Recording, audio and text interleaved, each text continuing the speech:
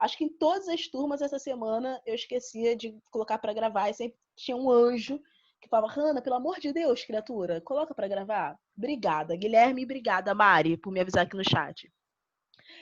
Então, recapitulando o que eu falei. É, então, nós vamos acabar, nesse momento aqui, falando um pouquinho de coisas que nós já vimos nas aulas anteriores sobre a demografia no contexto mundial. Mas eu acho que é até bacana isso, porque acaba reforçando alguns conceitos que são super relevantes, principalmente para vocês que estão aí a um passo dos concursos, enfim, das provas de vestibular, tá bem? Então, por favor, abram o livro de vocês na página 336. Hoje eu me planejei toda bonitinha para abrir o livro aqui no computador, né? Pelo sistema, pelo site da FTD. E não sei porquê, mas o meu login não entrou, não permitiu que eu acessasse o livro. Mas quem sabe semana que vem eu consigo trazer isso. Então, na página 336 do livro de vocês, onde nós começamos esse assunto sobre a população brasileira, assim, de cara, assim, ô Felipe, eu não sei o que aconteceu, porque eu já tinha usado a FTD até com outras turmas, o site, né, os recursos que tem lá, mas não sei por que hoje não rolou. Não, mas o engraçado é que, assim, quando eu consigo entrar no site da FTD, eu não consigo entrar no sistema SAIS, que é o livro do pessoal do Fundamental. E aí depois a situação se inverte. É uma loucura, gente. Mas vamos ter fé que tudo isso vai se resolver. A abertura desse capítulo aqui sobre a população brasileira já destaca de cara alguns dos elementos que nós vamos ver ao longo desse capítulo todo, que é a questão de dados estatísticos e de gráficos. Muitas questões de geografia, mas muitas mesmo, elas cobram, assim, às vezes para você matar a questão, para você acertar a questão, basta você apenas ter uma análise um pouco mais aprofundada do gráfico, ou da tabela, ou de um dado estatístico. Então, ao longo desse capítulo aqui, em vários momentos vocês vão perceber que eu vou me aprofundar um pouco mais com vocês nessa questão de gráficos, tabelas e informações estatísticas, porque são super relevantes mesmo, real, oficial, principalmente se o seu foco é Enem, que realmente cobra muito essas análises, né? Normalmente concursos militares nem tanto. Concursos militares, quando usam algum dado assim quantitativo, eles usam tabelas, então gráfico eu não costumo ver muito em provas de concursos militares, mas em questões de Enem e de universidade, tipo UERJ e tal, normalmente cobra muito essa análise. Então, ao início desse capítulo, mostra aqui 3 gráficos. O primeiro mostra a taxa de mortalidade infantil. Taxa de mortalidade é o número de crianças que morrem se comparado com o número de nascimentos por milhão de habitantes, tá? Por 1.000 habitantes, na verdade. Então, quando ele fala aqui, por exemplo, observem aí nesse primeiro gráfico, quando ele fala que em 2000 aproximadamente a taxa de mortalidade ficou em torno de 29, é porque morreram 29 crianças comparado com 1.000 crianças que nasceram. Entende? Então, em outras palavras, nós estamos tendo muito mais nascimentos do que mortes infantis aqui no ano 2000. E a tendência até chegar a 2060 é que essa mortalidade infantil ela decaia. E aí tem diversas razões, né? E avanço da medicina, tem a mulher quando está grávida, ela passa cada vez mais por um acompanhamento aprofundado. Então, existem algumas razões que justificam essa queda da mortalidade infantil, tá bem? Um outro gráfico, o seguinte, mostra a taxa de fecundidade. Acho que fecundidade é um termo que a gente já está mais acostumado, né? Tanto que na abertura do capítulo anterior, no início dele, vem falando os principais conceitos demográficos e o conceito de fecundidade é um dos principais. Basicamente, fecundidade é a quantidade de filhos por mulher. Eu sempre uso esse exemplo, é o seguinte, só você comparar o número de filhos que os seus avós tiveram e o número de filhos que os seus pais ou que você pretende ter. Vou dar um exemplo da minha vida. Minha avó teve 5 filhos, 6 na verdade, um faleceu assim que era criança. Então, 6 filhos. Minha mãe teve 3. Minha irmã mais velha não pretende ter nenhum. A minha irmã do meio teve 2, mas porque foram gêmeas, porque ela só queria um, mas aí veio gêmeas e amém por isso. E eu acho que eu pretendo ter nenhum. Então, assim, a tendência, o Felipe falou que a avó dele teve 7. Então, a tendência ao longo dos anos é que as pessoas tenham cada vez menos filhos, entende? O Felipe falou que eu acho que tem 32 componentes a partir daí. Como assim, Felipe? A família que você diz, 32 componentes?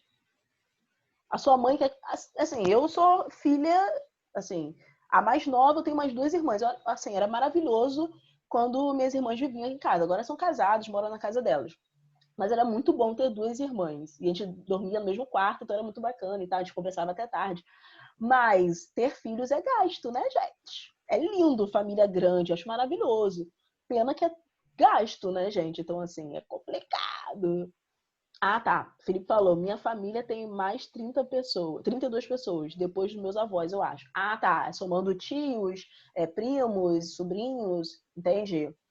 Mas se comparado com a quantidade de pessoas que existiam na sua família, possivelmente anos atrás, esse número 32 é relativamente pequeno, possivelmente. É claro, gente. O que eu tô falando aqui de diminuição da taxa de fecundidade, que é o que esse gráfico vem mostrando, ele está mostrando uma média. Tá? Eu sempre falo que os números eles podem enganar. Assim, na geografia, assim, a gente sempre contesta a questão dos números, porque não necessariamente os números eles são exatos, apesar de estarem envolvidos aí nas ciências exatas, né? Por quê? Quando você fala de média, você é uma soma de todos, de tudo, e depois uma divisão. Então, média está falando que pode ser algo para além desse número ou aquém desse número, tudo bem? Então, em alguns momentos, eu vou mostrar essa certa maldade em relação aos números aqui com vocês, para que vocês tenham essa maldade em relação aos números, principalmente quando a gente fala de questão demográfica. Isso acontece em vários momentos na geografia. Quando a gente analisa os mapas também, alguns mapas, dependendo, por exemplo, das projeções cartográficas utilizadas, os mapas podem acabar evidenciando algumas áreas em detrimento de outras. Então, nós temos que ter essa certa atenção para perceber essas situações, tá bem? Então, basicamente, esse segundo gráfico mostra essa queda da taxa de fecundidade. E assim como a queda da taxa de mortalidade, a queda da taxa de fecundidade tem as suas razões para esse declínio, né? Por exemplo, as pessoas têm cada vez menos filhos porque, como eu disse, ter filhos, principalmente em um ambiente urbano, filho, é caro. É caro. Porque o filho vai crescer, vai precisar de escola, né? Ah, Hanna, mas tem educação, por exemplo, pública, sim, mas se a pessoa quiser investir ainda mais na educação, por exemplo, em cursos e tudo mais, há algumas situações que essa educação vai acabar sendo paga. Então, tem custo com educação, tem custo com saúde, tem custo com alimentação, com vestimenta, enfim, uma série de fatores que encarece o seguinte aspecto, ter filhos. E para além disso, essa queda da taxa de fecundidade também se justifica, alguns pesquisadores apontam que pode ser justificado pela, pela qualificação profissional. Então, quanto mais você se qualifica, quanto mais você estuda, menos você pensa em ter filhos. Entende? E aí algumas pessoas falam o seguinte, assim, não sei até que ponto isso é verdade, né? Mas algumas pessoas falam o seguinte, é porque quando você estuda, você entende que o mundo é muito ruim e você não quer botar mais uma pessoa no mundo para viver nesse mundo louco. É claro que isso é muito mais do senso comum do que propriamente algo justificável para essa queda da taxa de fecundidade, tá? Na verdade, quando nós falamos em queda da taxa de fecundidade relacionada à qualificação profissional, aos estudos, é porque as pessoas acabam adiando essa hipótese de ter filhos. Então, poxa, eu estudei pra caramba tantos anos e agora passei num concurso e aí, de repente, eu quero melhorar de vida e passar num novo concurso, eu conseguir um emprego melhor. Então, vamos adiando essa questão de ter filhos? E aí chega um determinado momento que a pessoa acaba não tendo filhos, tá? Guilherme falou, eu não vou ter filho, não. Eu tenho 3 irmãos, cuidei deles desde sempre e vou continuar criando. Logo, já tenho 3 filhos.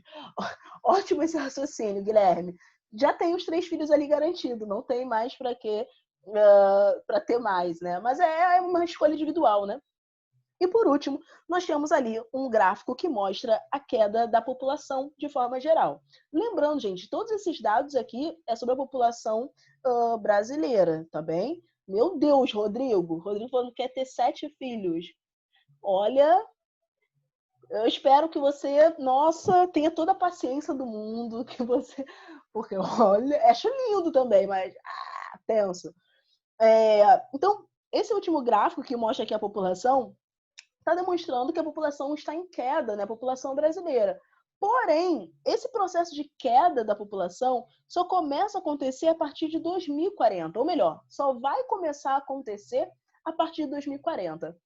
Isso aqui vocês vão entender pela seguinte coisa. Quando eu for explicar para vocês como que o Brasil está passando por uma transição demográfica. Então, daqui a pouco eu vou voltar aqui nesse gráfico com vocês. Mas o que eu quero que vocês entendam observando esse gráfico é o seguinte.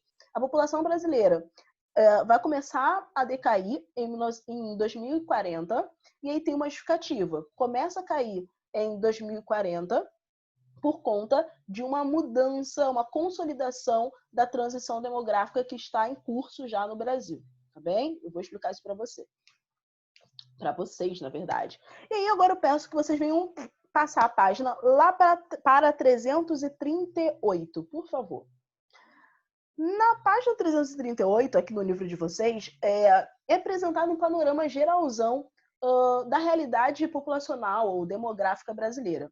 Esse assunto aqui, vocês já viram há um bom tempinho atrás, tá? Lá no 7º ano. 7º ano, conteúdo de geografia, vocês estudam basicamente as características do Brasil.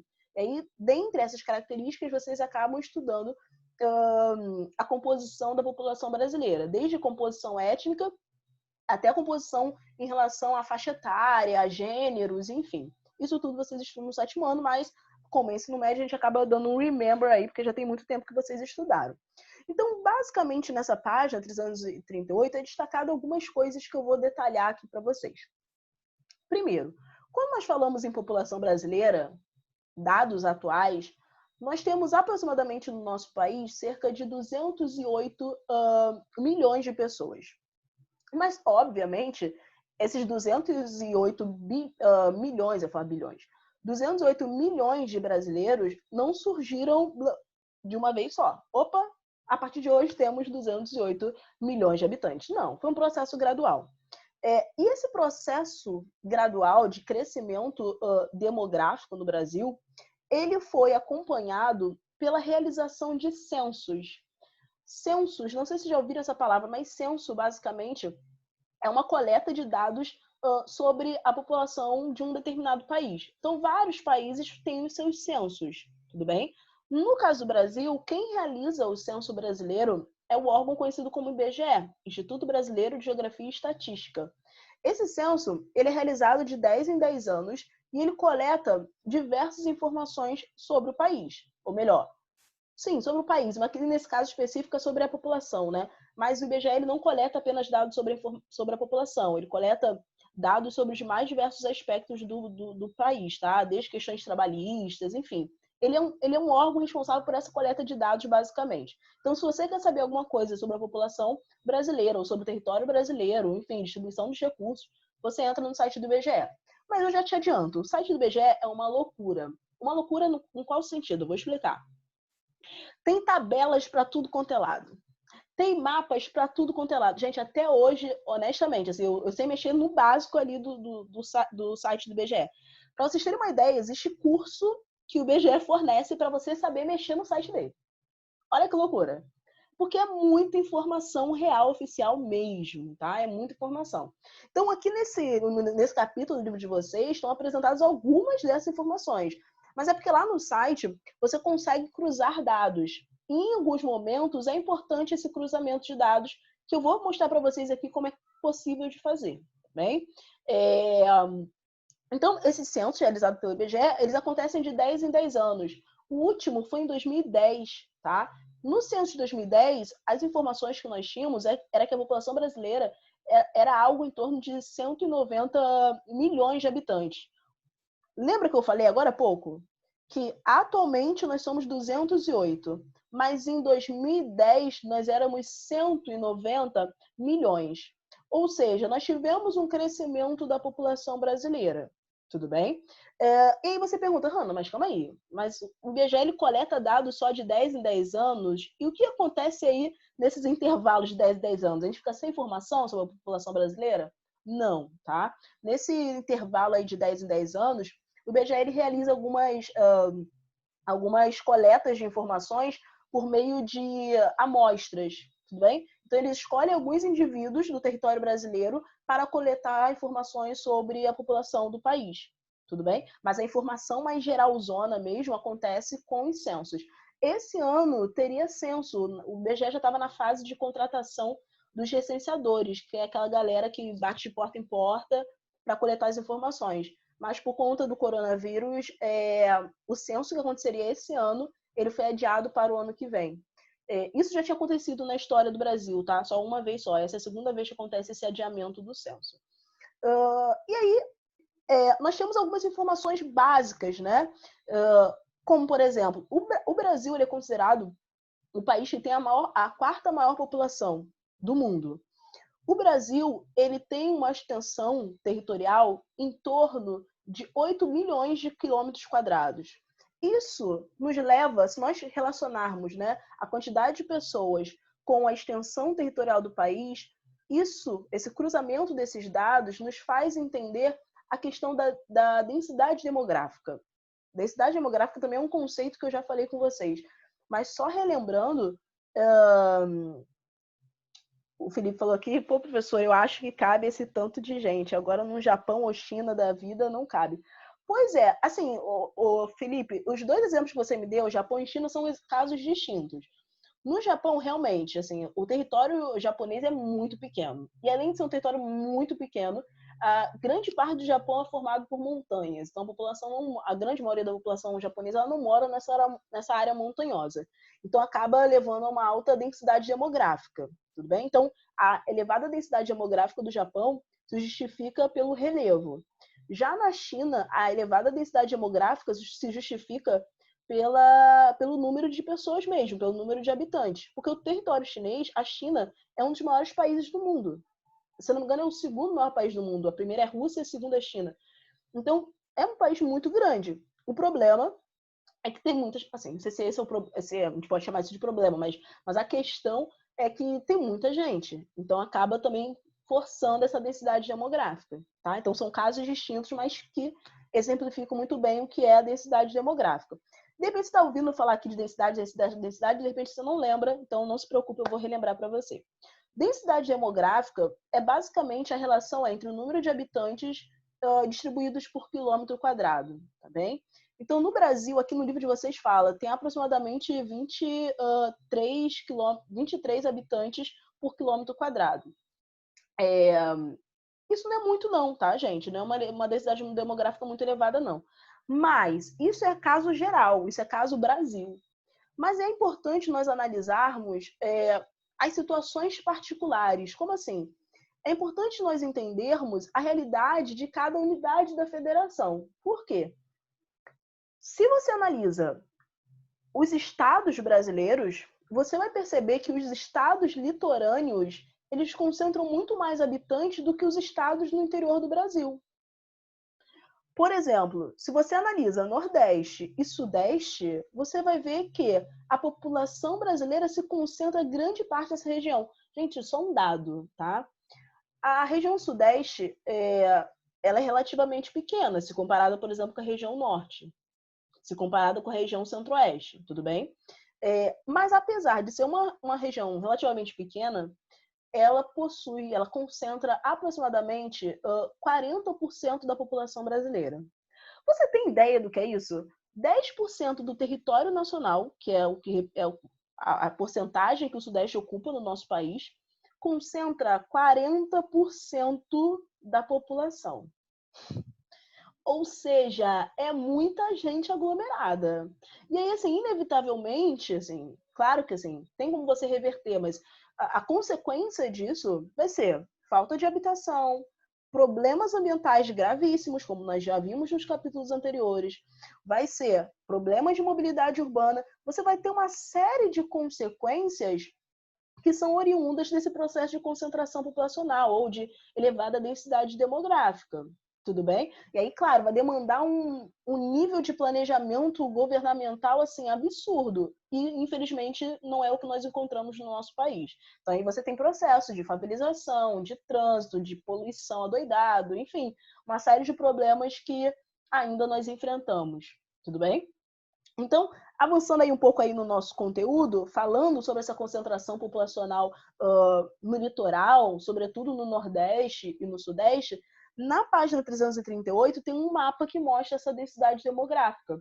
Então vocês percebam que as áreas mais escuras, né, um amarelo, um marronzinho, essas colorações mais escuras se concentram no litoral. Isso, gente, isso tem a ver com um processo histórico, tá? Isso aí começou no período da colonização. Se vocês lembrarem aí das suas aulas de história, vocês vão lembrar que a nossa colonização, ela começou a partir do litoral e se expandiu para o interior.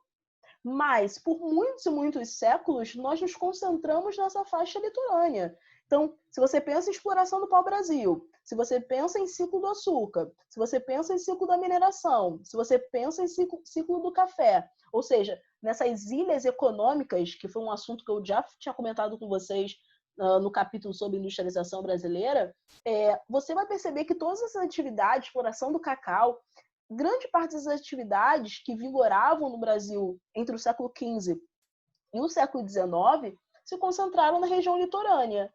E entendam que a concentração populacional ela tem muita relação com as atividades econômicas, porque as pessoas elas acabam residindo e buscando moradia em locais em que elas possam ter empregos. Então não faz sentido você morar distante do local aonde está sendo ofertado um trabalho. Então, a gente consegue relacionar esse processo histórico de colonização do nosso país, né, essas atividades econômicas, esses arquipélagos, esse arquipélago econômico brasileiro que vigorou do século XV ao século XIX, a esse processo de densidade demográfica bem destacada no nosso litoral. Gente, eu tô falando pra caramba, mas eu quero perguntar, tá tranquilo até aí? Falem comigo, tá tranquilo? Tá muito rápido? Hanna, pelo amor de Deus, fala comigo. Rodrigo deu um joia, Felipe falou, tá tranquilo, favorável, Luiz Eduardo Araújo também. Show. Então, vou avançar aqui um pouquinho, tá? Já na página seguinte, na 339, vem falando aqui um pouco... gente, só uma observação.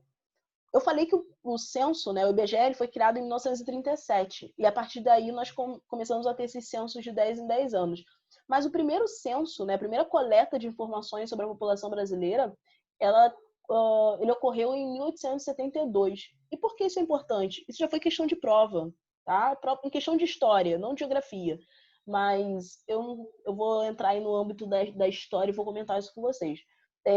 Esse censo de 1872, segundo esse censo, nós tínhamos, na época, 10 milhões de habitantes, tudo bem? Ele foi um censo realizado nesse período imperial do Brasil. E uma curiosidade, nesse censo de 1872, nós tínhamos informações sobre a população escrava, ou seja, a população escrava ela era contabilizada. Inclusive, eu separei aqui para vocês, depois eu compartilho o link aqui no chat para vocês darem uma olhada. Deixa eu ver aqui. Para depois vocês darem uma olhada. Deixa eu compartilhar aqui, só um minutinho.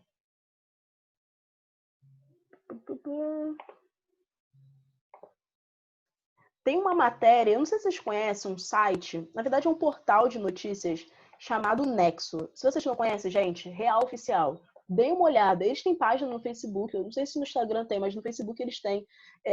E sempre tem matérias muito interessantes.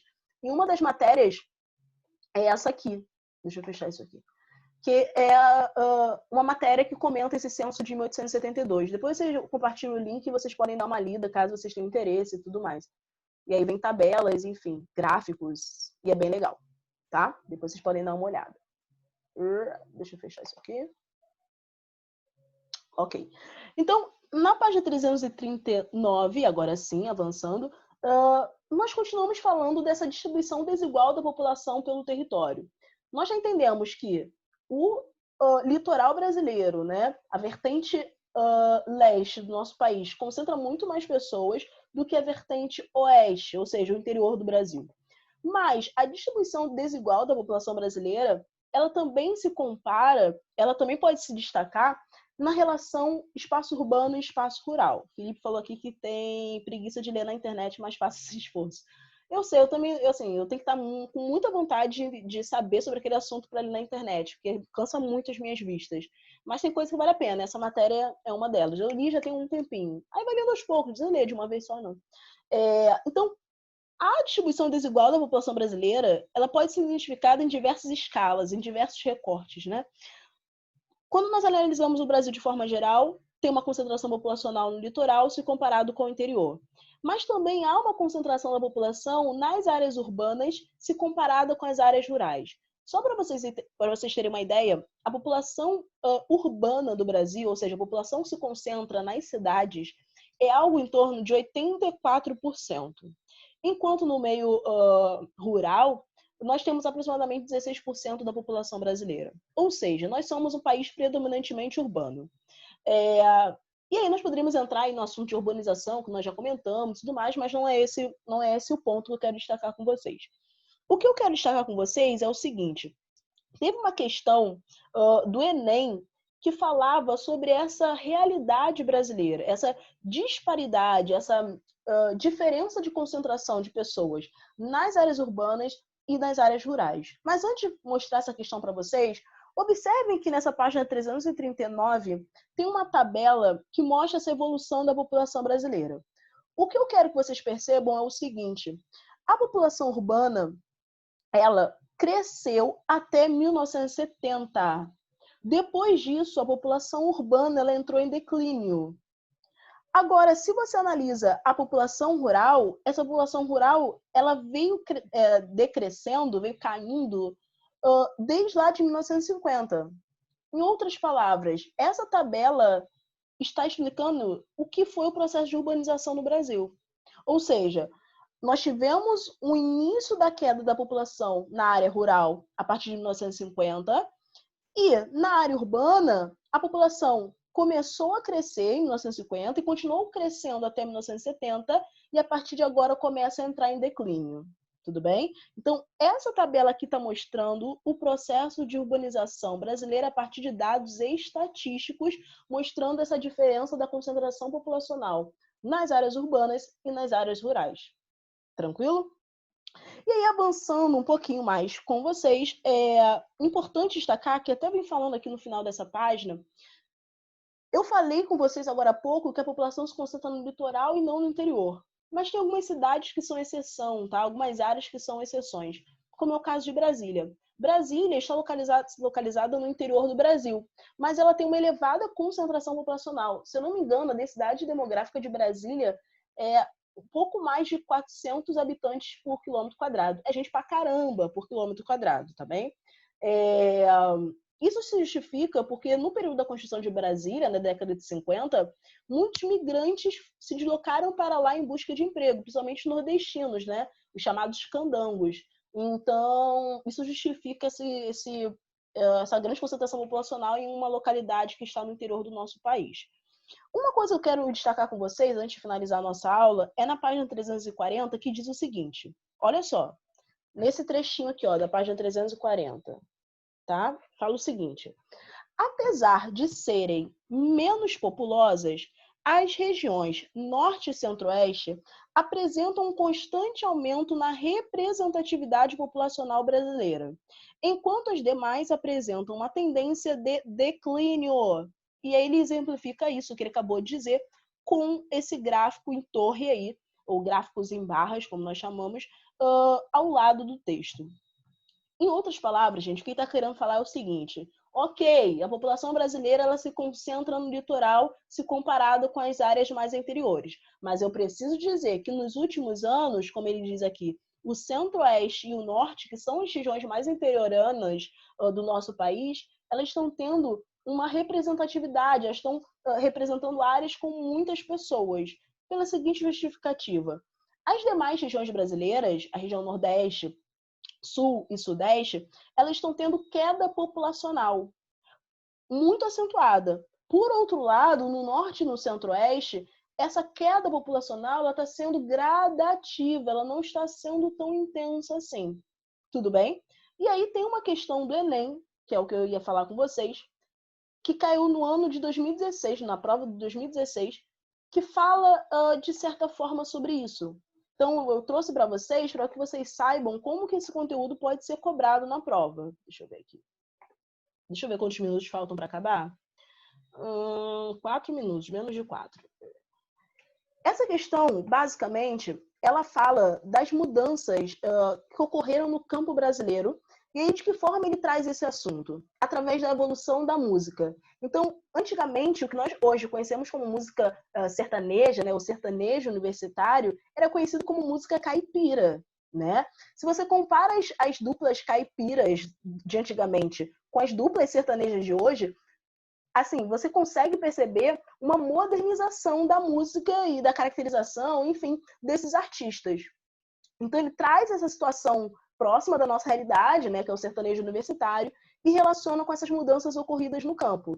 Então ele pergunta o seguinte: a questão cultural indicada no texto ressalta o seguinte aspecto socioeconômico do atual campo brasileiro. Então ele quer saber sobre essa mudança na questão musical, né, da música caipira para a música sertaneja. O que aconteceu no campo brasileiro? Letra A: crescimento do sistema de produção extensiva, expansão de atividades das novas ruralidades, persistência de relações de trabalho compulsório. Trabalho compulsório é trabalho escravo, tá? Letra D: contenção da política de subsídios agrícolas. E letra E: fortalecimento do modelo de organização cooperativa. Eu já adianto para vocês que o gabarito é a letra B, onde ele fala aqui expansão de atividades das novas ruralidades. Basicamente, a música caipira ela foi substituída pela música sertaneja, né, pelo sertanejo universitário, porque o campo mudou. As atividades que ocorrem no campo são totalmente distintas. Se antes, no espaço rural, nós tínhamos o homem ali lidando apenas com a terra, hoje no espaço rural nós temos áreas de lazer, né? Os resorts, nós temos uma série de profissionais técnicos ligados à manutenção de maquinários, né? A criação de animais, enfim. Então, as pessoas que residem no campo mudaram, ou o perfil delas mudou, porque a realidade vivida no campo também mudou. Tudo bem? E aí ele usa a questão da música para exemplificar.